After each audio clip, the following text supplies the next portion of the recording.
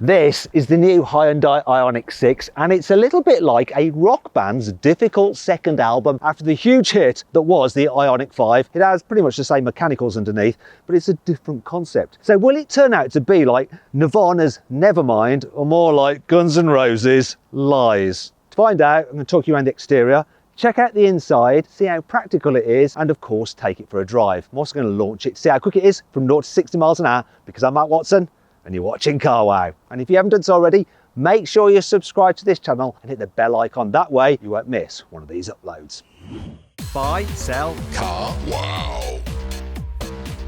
Let's start off this video by talking about the design of the Ioniq 6. As you can see, it looks very different to the Ioniq 5. It's got this really sleek, swoopy body, which is designed to reduce drag for maximum efficiency. It's actually based on a concept car that Hyundai did called the Prophecy, which looked super cool. This is very similar, but not quite as cool. You see, the main problem is this dual spoiler design. It looked good on the Prophecy concept, but here it's just a bit awkward. Not sure about it at all. I do like the pixelated design of the lights and the way you have lights in the top part of the spoiler. I mean, they're really cool when you hit the brake lights, really nice. But then there's other bits that I don't like so much, like these vertical slats here in the rear bumper. It's just not quite right. Shame. Got to say though, I much prefer the front of this car. It's really good looking. Not quite as cool once again as a Prophecy, but still, for a production car, I am loving it. Also, Hyundai redesigned the badge slightly. I think it looks a bit cooler than before. And I like the fact that when the car doesn't need the battery or the motor's cooling, these vents stay shut, so it's a real nice smooth design, which also, of course, reduces drag for maximum efficiency. The idea being that this car is more efficient than the Ioniq 5 because of that swoopy shape, so it can go further on a charge, like for like. In terms of pricing, it's very similar to the Ioniq 5. Starts at just under £47,000. Here on the inside, the Ioniq 6's interior is quite similar to the Ioniq 5's, unlike the outside, of course, but there are some differences. For instance, this part of the dash here with these bits that stick up is different. Now, if you have the digital door mirrors, then you have screens there which show the image that are projecting from the cameras. Now, a bit more on that later on. In terms of the quality, squidgy materials up there, a bit harder down here. That's quite a nice filling material. This is actually a pre-production car, so the materials on the door top aren't quite finished and they feel a little bit brittle and hard, these particular door tops, for a car that starts from around £47,000, but maybe that'll be better for the production vehicles. This is all very nice. So the design of this, the big full-length door handle, I like it. And unlike the Ioniq 5, where you have this big open space here, they've actually tried to make it feel a bit more sporty by giving you this center column there. Now, within the center column, look, you have some storage there. You've got two USB-C, some more storage there where you can put your key, controls for your windows. And then you've got some cup holders here. So, let me just get the bottle. Look, so smaller bottles are going to rattle around in there, and you can just about fit bigger bottles in there. You've got a USB there, normal USB-A, and a charging pad. Apparently the design of this is going to change because your mobile phone would slide off of there when you're accelerating, so they're making that flush. Moving up here, you have the climate control system and its physical buttons. Well, I say physical, it's separate from the main infotainment screen, but they are touch sensitive, but they're not difficult to use at all. And you have some physical shortcut buttons for the infotainment system itself, and it is a really nice system. Big screen and quite easy to navigate, and the definition is pretty good as well. You get Apple CarPlay and Android Auto wireless as standard. Then you've got this big digital driver's display, lots of information on there, nice and clear to use and easy to read. And look, you've got plenty of adjustment in the steering wheel. And there's no Hyundai badge in here, you just got like these 4 dots because that means Hyundai now. The only thing that I don't really like about the steering column itself is the drive mode selector, which is here, because it's sort of a little bit like one of those little handbag sized sex toys that you can get.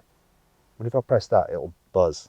Anyhow, let's continue with practicality. So door bins, they're long, but they're not particularly accommodating for bottles. Look, I can't fit that bottle in there at all. That is annoying. However, I do like this. Instead of a glove box, you have a glove drawer. Look what we have in here though.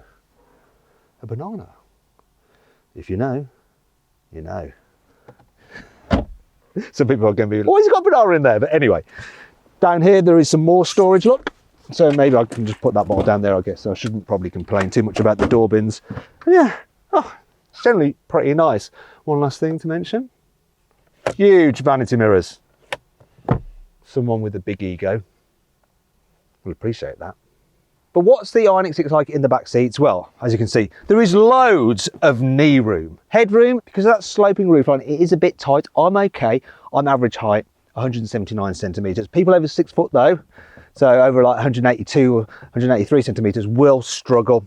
Now you have a completely flat floor because it's an electric car, so there's loads of foot space. It's just a shame that you can't actually stretch your feet underneath the chair in front.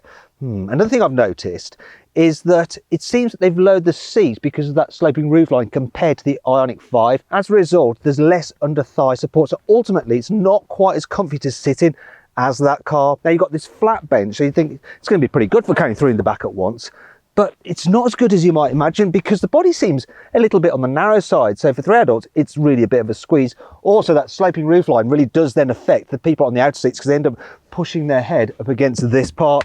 That's not ideal. Another thing that's not ideal is that while it's really easy to get a baby seat through the big back doors and you've got lots of room back here to maneuver it, getting at these Isofix anchor points is a real pain because they're not easy to get to because they're just hidden between the seat. That is a shame. Can't fault this though. 2 USB ports there, a little bit of storage there. Door bins though, once again, like in the front, quite small. You're not going to fit big bottles in there. Then there's this weird storage area here, which I often mistaken for the door handle. That's not right. This is the door handle there. It's much easier to pull. I do like this though. Look, heated rear seats. Will the rear windows go all the way down though? Almost, but you can rest your arm there, no problem. So I'll forgive it that. Central armrest, but once again, look, cup holders there, which means you do end up just putting your hand in them. Ideally, they'd pop out from there like they do on some other manufacturers' cars. Really, I think if you're going to be carrying people in the back of your car more regularly, you're better off going with the Ioniq 5. And if you want to see my full in-depth video review of that car, click on the pop-out button up there for the link in the description below. Unlike the Ioniq 5, which is a practical hatchback, this is a less practical saloon, so you have a smaller boot opening. Makes it hard to get things in and out, and obviously a bit of a boot lip as well, so you have to like work through the gap. In terms of the capacity, you've got 400 litres, which is a fairly decent amount. However, it's 15% less than the boot capacity on a BMW i4. And if you want to see my full in-depth video review of that car, click on the pop-out banner up there for the link in the description below. However, there is a little bit more storage on this car that you don't get on the BMW. You see, underneath the bonnet, you have some extra storage. Look. A little front boot, a fruit. Though it's not as big as on the Tesla Model 3. In the Tesla Model 3, I can actually fit in it quite comfortable, but not here. I now think I'm wedged and won't ever be able to get out of it again. And that brings me on to 5 annoying things about the Ioniq 6. If you're an Ioniq 6 buyer who wants to be a real early adopter of car tech, then you might want the digital door mirrors. This car doesn't have them, it has conventional door mirrors. But I've got an Ioniq 5 over there, where you can see what they're like, and there's a bit of an issue. Just look at the size of them. They're absolutely massive. It's as big as my hand. It's got a little camera in there. Now on this particular car, the screen that you look at what's displayed on there is like plonked on. It's a bit more integrated in the Ioniq 6, but still. Why would you even bother? It's pretty much the same size. It doesn't look that high tech at all. The design of the speedometer means that depending on where you have the steering wheel, the rim of the steering wheel can block the speed. Look at this. Oh dear. Also, while this car does have many recycled materials within it, and you can get a cloth interior, there's no fully vegan option because the steering wheel is always made out of dead animal skin. As with many saloon cars, you can lower the rear seats to carry longer items. However, the seats themselves aren't spring-loaded, so when you release them, they don't flop down automatically. You have to lean in, and if you can't quite reach, then you're going to have to do a walk around to the back seats to then lower them that way. And that's all a bit of a faff. As with the Ioniq 5, you can get comfort relaxation seats, so if I press a button on my seat, it would automatically put it in a more relaxed position. Oh yeah, I can feel my comfort levels increasing. However, in the Ioniq 5, you have an extra bit that provides support underneath your calves, which you don't have here on the Ioniq 6. It's a bit annoying. What's also annoying is that you get the same problem like you have on the Ioniq 5, whereas you have this special control where people in the back seats can actually move the front passenger seat. It's great there's no one sat here, but it's particularly bad if you've got annoying rear passengers who want to put the front passenger into some kind of stress position. Yeah, the seat should automatically sense that someone sat here, so it doesn't let someone in the back seats do this to them. Yeah, okay. Yeah, I think I've just broken my back. Unlike with some other manufacturers' cars, the reversing camera doesn't have a wash system, so when it gets covered in road grime, you have to get out of the car and wipe it with your finger so you can see where you're reversing. And that brings us to another annoying thing about the car. If you look there, you can see that the image of the Ioniq 6 is in white, regardless of the colour of the exterior of the car. Now, other manufacturers managed to match the image on their screens of their cars to the actual exterior colour. Why hasn't Hyundai done it? However, that does bring me on to 5 good things about the Ioniq 6. You see, the actual surround view system on this car is very good with high definition, and you can look all the way around the car like that with a little computer image of your very car. Love that a lot. I also like the fact that when you open a door, you don't lose part of the image like you do on some other manufacturer's car. Yes, you do see a wheel and things like that, but it's still better than it blanking out the image. And get this, I love this feature on the Ioniq 6, which you also have on the Ioniq 5. When you indicate, you actually get an image feed from your blind spot. Look at that. Brilliant. As with the Ioniq 5, you have something called vehicle to load, so you can get energy out of the battery. You just plug in this device, then you attach your electrical appliance. Here I have a video game of Pac-Man, and it'll run them. You can also hook it up to another electric car if it's run out of charge and charge it at 3.6 kilowatts. Oh dear, I've just died, but such a cool feature. The paddles on the steering wheel aren't for shifting gears because obviously there aren't any gears. Instead, they're for controlling the amount of regen braking you get, all the way from off, so the car just coasts, to setting 4, which is maximum, and 1 pedal drive. The door bins are slightly translucent, look, so you can see what's in them. Ooh. Also, you've got 64 different ambient lighting colours, and little lights shine down there into the door bin at night. That all reflects that light. It looks very, very cool. Having a stressy day, need to relax.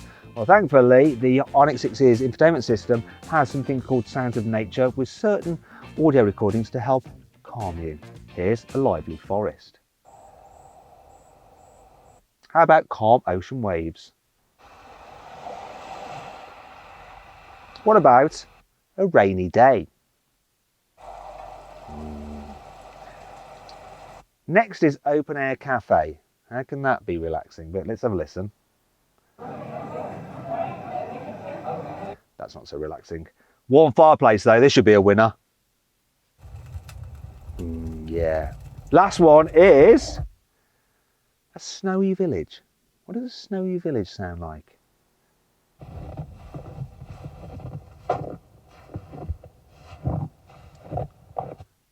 That sounds more like someone eating a biscuit. Let's have another listen.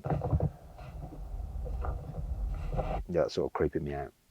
Unlike the Ioniq 5, there is only one battery choice available. It's a 77 kilowatt hour battery pack.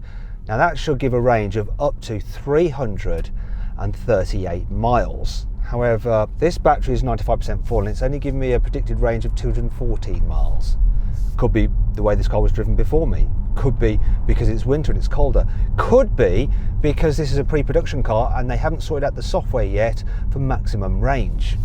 We'll find out when I actually range test this car. So make sure you subscribe to this channel because that video will be coming out soon. In terms of the charging, it can charge at up to 350 kilowatts on a DC fast charger, if you can find one. Don't think there's any in the UK. On normal AC charging, it can charge at up to 11 kilowatts, which is okay. You can get 2 motor versions of this car. So there's this rear wheel drive version, which has 228 horsepower, or there is the 4-wheel drive version, which has 325 horsepower. Anyway, let's find out what this car is like to drive, starting off with in town. Now, I've got it on max regen mode so that when I lift off the accelerator, will it come to a complete stop? Yeah, look, it does. That's proper 1-pedal driving. Also, we can check out the suspension over these speed humps. So, deals with them quite well. It doesn't have like the real soft, pillowy feel that you get from the Ioniq 5, but it's not bumpy like some electric cars can be. I'm actually going to reduce my regen. Let's go normal. Actually, do you know what? I'm going to go full coastage. So I'm going down a hill now. My foot is off the accelerator and this thing is just rolling. This will help maximize my range. Though, wait there, I'm now coming too close to the car in front. Yep, that was the auto brake engaging there. Oh crap. Oh, width restrictor. Gonna put up the surround view cameras to help me out. Come on. I hate this. Don't want to curb those 20-inch alloy wheels which come as standard. Ah, f it. I was too busy looking at the bloody camera that I didn't notice the mirror. Good job I didn't have the blooming side mirror cameras, because that would have been very expensive. I think that's my cameraman just running back now to go and get the camera that just got knocked off the car. It's always an adventure filming cars. That's typical. I was busy looking at the screen. I could see my wheels were fine. I didn't look at the blooming... that's one of the problems when you're relying on screens. There he is, look, he's just fitting the camera back on now. Let's find something out. Lewis, can you check the door mirror and make sure I haven't damaged it? I think you're all right. Thank God for that. Sorry, Hyundai. That's so useful as well, the blind spot monitoring. You can see the cameraman in there. That's cameraman Lewis. Say hi to cameraman Lewis, and thank you for all your hard work. He's the guy that films me most of the time. Right, let's get going again. I hate width restrictors. I want to start a campaign to just ban them. Do you know what? I'm going to put this car into automatic mode for regen. Come on, how do you do it? Does it? I know, I did it earlier. What's it doing? Come on. There we go, auto. You pull up on this paddle, hold it down, and then it'll go into auto mode, so the car will figure out what is the best thing to do for maximum efficiency, which is really what you want. Right, in terms of visibility, if you're looking out the windows, it's actually pretty good. The dash isn't too high and the nose just drops away because there's no engine underneath it, so it doesn't have to be particularly high. So the view forward's great. The view in the mirrors is good if you're looking at them, but not down at the screen. Then the view at the back's actually okay as well. See, a van is right up my chuff. It is a 20, mate. Don't want to be going much faster than this. Van drivers. You're all hating me now if you're a van driver, aren't you? One thing I've noticed just driving around here slowly is that the steering is really nice and light. Also, when you do need to use the brakes, they're smooth and progressive, not too grabby at all. It's quite a pleasant car to drive around town. Really easy, really relaxing. And look at that, turning circle. I might as well do it again. It's pretty decent. It's 11.8 meters. Oh, I cocked it with that guy. Yeah, look, I'm causing absolute chaos today. There we go.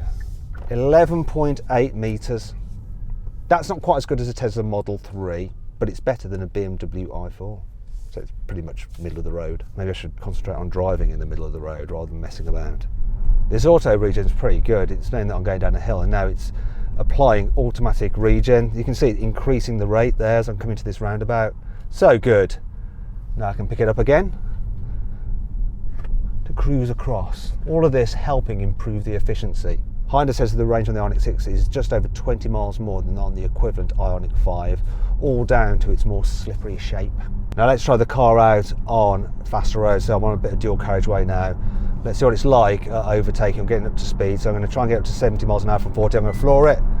Bearing in mind this is the lower power version. Whoa, I'll take that. Really good pickup. You don't need more performance really. Does a good job. One thing I'm noticing at higher speed, there's hardly any tyre noise. I'm getting a bit of wind noise. I'm not sure where it's coming from exactly. Oh, now we're on this worse surface, I'm starting to notice the tyre noise, but I'll be getting that on the other cars anyway. I think generally as a cruiser this is pretty nice, and the seats are comfy as well. Although this headrest does kind of protrude forward a bit, and I'm not sure that's ideal for my posture. Over the course of this drive, I've managed 3.6 miles per kilowatt hour. So when you multiply that by the battery capacity of 77 kilowatts, that's the maths I can't do in my head. Hey Google, multiply 3.6 by 77.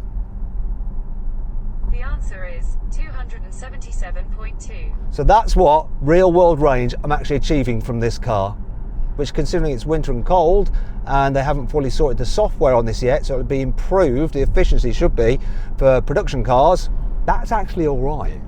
Right, I'm going to knacker the efficiency now because I'm going to launch this car to see how quick it is really from 0 to 60 miles an hour. Got my specialist timing gear up here. It's supposed to do it in 70 seconds, but what's the reality? Here we go, launch time.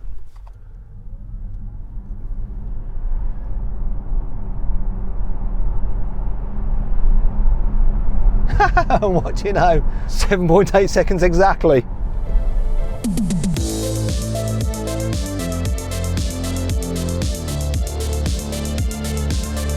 So then, what's my final verdict on the Hyundai Ioniq 6? Should you avoid it? Should you consider it? Should you shortlist it? Or should you just go right ahead and buy it?